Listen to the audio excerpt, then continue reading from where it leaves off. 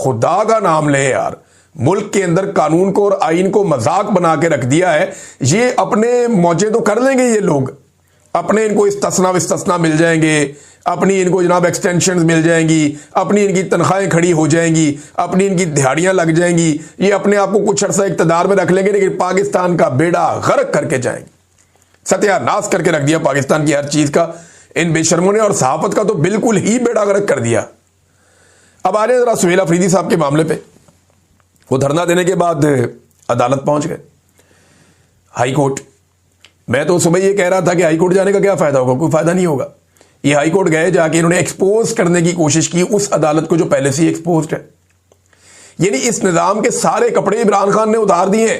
اب سہیل آفریدی صاحب کو اس نظام کا کوئی کپڑا مزید اتارنے کی ضرورت نہیں ہے. وہ جو حجت تمام ہونی تھی وہ ہو چکی ہے. یہ نظام تو گولیاں مار کے ڈھیٹ بن کے کھڑا ہوا ہے. یہ نظام تو عورتوں کے اوپر ٹارچر کر کے ڈھیٹ بن کے کھڑا ہوا ہے. تو ایک بے بسی کی تصویر ایک وزیر اعلیٰ کا بننا میرے خیال میں ضروری نہیں ہے. اس وزیر اعلیٰ کو ایک تحریک کھڑی کرنی چاہیے، اور جو حجت تمام ہونی تھی وہ ہو گئی ہے. سارے قانونی رستے اپنا کر دیکھ لیے. چیف جسٹس نے کہا جی میں مل ہی نہیں سکتا. یہ گئے وہاں پہ، اس نے کہا میں نہیں ملتا. وہاں پہ وہ گلا کر رہے ہیں جناب ایک وزیر اعلیٰ کو آپ دے دیتے ہیں ایئر فورس ون کا طیارہ، اور ایک وزیر اعلیٰ جو ہے اس کو آپ پاسپورٹ بھی بلاک کر دیتے ہیں. بھائی پاسپورٹ بلاک ہے تو اس کو کھلوائیں نا. اگر پاسپورٹ بلاک ہو سکتا ہے تو اور بہت کچھ بھی بند ہو سکتا ہے. اگر آپ کا پاسپورٹ بند کیا ہے تو آپ بھی بہت کچھ بند کر سکتے ہیں، اور اگر آپ وہ کچھ بند کر دیں گے تو آپ کا پاسپورٹ آٹومیٹکلی کھل جائے گا.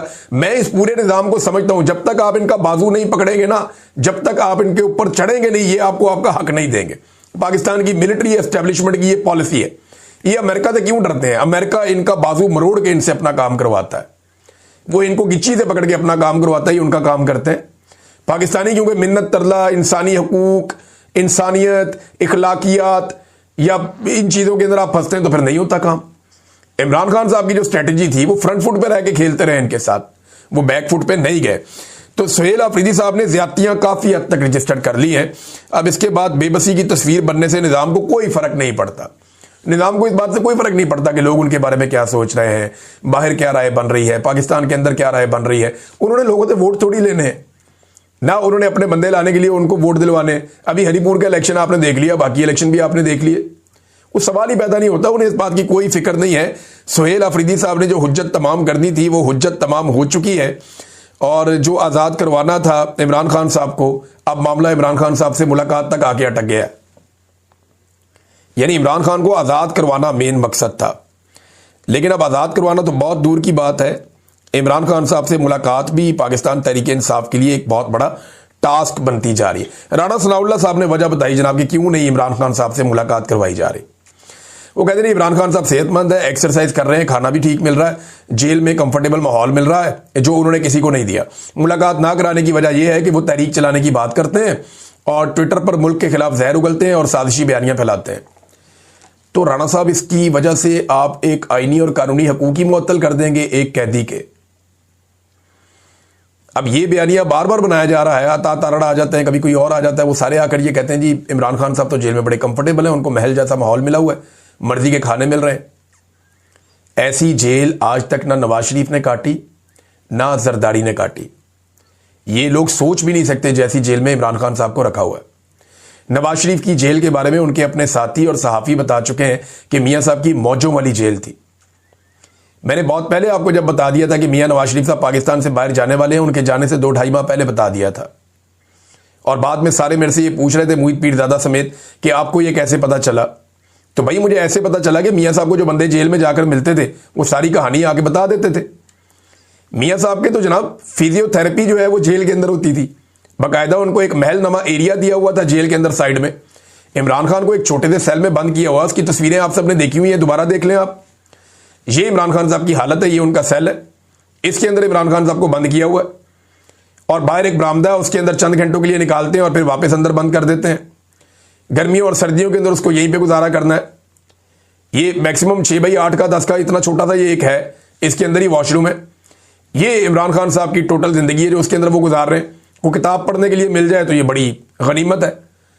اب عمران خان صاحب کی اس جیل کو یہ لوگ کہہ رہے ہیں جی محل ہے، تو اس محل کا چکر تو سب کو لگانا پڑے گا.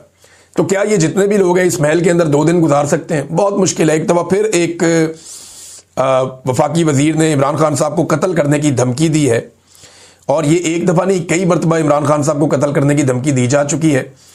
और तहरीक इंसाफ को यही शौक रहा तो इमरान खान की कबल अज वक्त फातिहा पढ़नी पड़ेगी। ये फेडरल मिनिस्टर रेलवे के हैं, वो ये कह रहे हैं, और ये खुद कितने मजबूत आदमी है सारी दुनिया जानती है। मैं बहुत सारे ऐसे सहाफ़ियों को जानता हूं जिनसे जाकर ये मिला करते थे और उनसे किस किस्म की रिक्वेस्ट किया करते थे, और उसके अंदर एक दफ़ा ये मेरे पास भी आ गए थे गलती से। तो मुझे अच्छी तरह पता है कि इनका अपना माजी बेचारे का क्या रहा है। ये कमज़ोर लोग हैं, इनका कोई करैक्टर नहीं है, ना सारी ज़िंदगी कोई करैक्टर बिल्ड कर पाए। बस इनका यही है कि नवाज शरीफ का किसी तरह दाव लगा रहा है और उसके साथ हमारा दाव लगा रहा है। अपना किरदार ये कभी बिल्ड नहीं कर पाए, कभी बना नहीं पाए, और इतने बड़े लीडर को कत्ल की धमकियां दे रहे हैं कि जनाब इमरान खान साहब की फातिहा पढ़ दी जाएगी। ये अगर ऐसा करने का किसी ने कुछ सोचा भी तो पाकिस्तान के अंदर वो सूरत हाल पैदा हो जाएगी जो फिर किसी के कंट्रोल में नहीं होगी। जावेद हाशमी साहब ये कहते हैं कि इमरान खान को नुकसान पहुंचाना ना इस टाउट रजीम के बस की बात है और ना ही आसिम मुनीर में इतनी हिम्मत है। पहली बार कोई लीडर इस तरह ये जंग लड़ गया है। अब कौम को खुद निकलना होगा, कौम को तो निकलना पड़ेगा। इमरान खान ने कौम के लिए इतनी मार खा ली, इतनी लड़ाई लड़ ली, अब अगर ये कौम अपने लिए खुद नहीं निकलेगी तो वो अपना मौका ज़ाया करेगी और कुछ नहीं करेगी।